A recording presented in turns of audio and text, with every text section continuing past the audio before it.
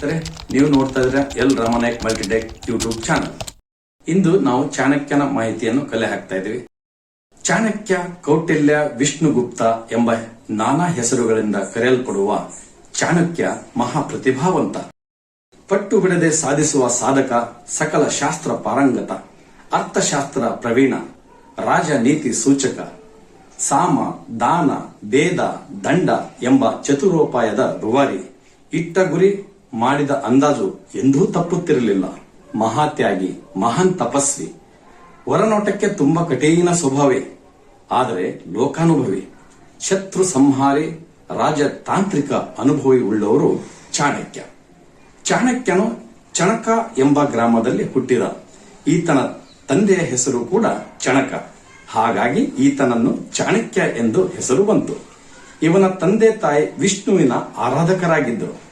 ವಿಷ್ಣುವಿನಿಂದ ರಕ್ಷಿಸಲ್ಪಡಲಿ ಎಂದು ವಿಷ್ಣುಗುಪ್ತ ಎಂಬ ಹೆಸರನ್ನಿಟ್ಟರು. ಈತನ ತಂದೆಯ ಗೋತ್ರ ಕುಟಿಲ, ಮುಂದೆ ತನ್ನ ತಂತ್ರಗಾರಿಕೆಯಿಂದ ಕೌಟಿಲ್ಯ ಎಂದು ಹೆಸರು ಬಂತು. ತಾಯಿಯ ಗೋತ್ರ ವಾತ್ಸಾಯನ. ಚಾಣಕ್ಯನ ವಿದ್ಯಾಭ್ಯಾಸ ತಕ್ಷಶಿಲೆಯಲ್ಲಿ ಆಯಿತು. ಇಲ್ಲಿ ಆತನಿಗೆ ವೇದಗಳು, ಧನುರ್ವಿದ್ಯೆ, ಬೇಟೆ, ಆನೆಗಳನ್ನು ಪಳಗಿಸುವ ಕಲೆ, ಹೀಗೆ 18 ಕಲೆಗಾರಿಕೆಗಳನ್ನು ಕಲಿಸಲಾಯಿತು. ಜೊತೆಗೆ ನ್ಯಾಯಶಾಸ್ತ್ರ, ವೈದ್ಯಶಾಸ್ತ್ರ, ಸಮರಶಾಸ್ತ್ರ ಕಲಿತುಕೊಂಡರು.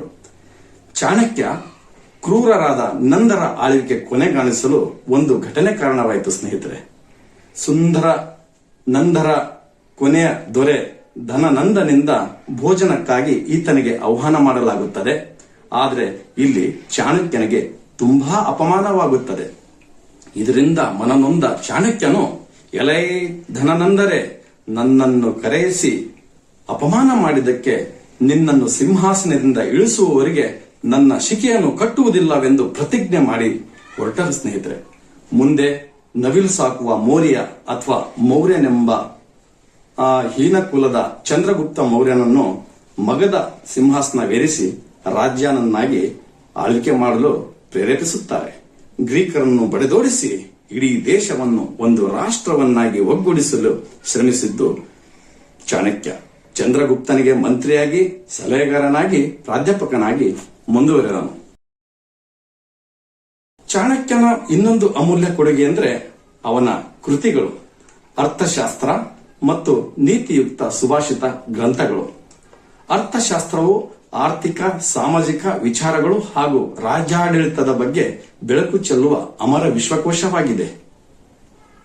ನೀತಿಯುಕ್ತ ಸುಭಾಷಿತ ಗ್ರಂಥಗಳು ನೀತಿ ಹಾಗೂ ರಾಜನೀತಿಯಲ್ಲಿ ಅವರ ಅನುಭವದ ನುಡಿಮುತ್ತುಗಳನ್ನು ಒಳಗೊಂಡಿವೆ.